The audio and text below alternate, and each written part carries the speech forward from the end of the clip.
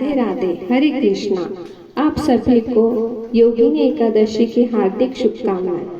धर्मराज युधिष्ठिर कहने लगे कि भगवान, मैंने ज्येष्ठ शुक्ल एकादशी के व्रत का महात्म्य सुना। अब कृपया आषाढ़ कृष्ण एकादशी की कथा सुनाइए। इसका नाम क्या है, महात्मा क्या है? श्री कृष्ण कहने लगे कि हे राजन, आषाढ़ कृष्ण एकादशी का नाम योगिनी है। इसके व्रत से समस्त पाप नष्ट हो जाते हैं। इस लोक में भोग और परलोक में मुक्ति देने वाली है। यह तीनों लोकों में प्रसिद्ध है। मैं तुमसे पुराणों में वर्णन की हुई कथा कहता हूँ, ध्यान पूर्वक सुनो।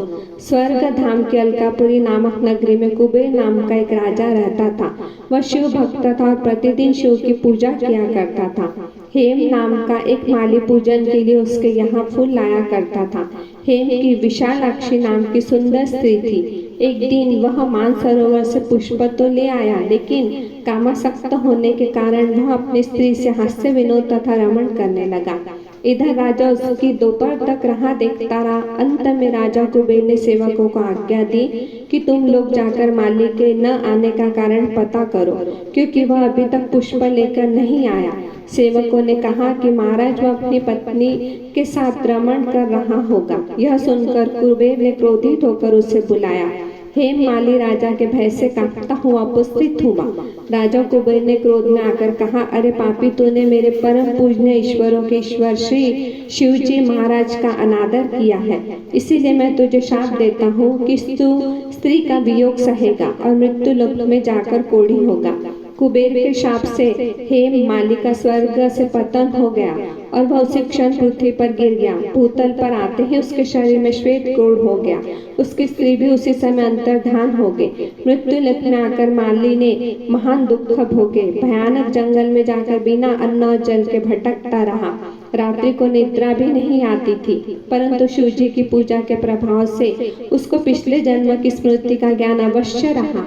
घूमते घूमते एक दिन वह मार्कंड ऋषि के आश्रम में पहुंच गया, जो ब्रह्मा से भी अधिक वृद्ध थे, जिनका आश्रम ब्रह्मा की सभा के समान लगता था। हेम माली वहां जाकर उनके पैरों में पड़ गया। उसे देखकर मार्कंड ऋषि बोले, तुमने ऐसा कौन सा पाप किया है जिसके प्रभाव से हालत हो गई? हेम माली ने सारा वृत्तांत कर सुनाया। सुनकर ऋषि बोले, निश्चित ही तूने मेरे सम्मुख सत्य वचन कहे हैं, इसीलिए तेरे उद्धार के लिए मैं एक व्रत बताता हूँ।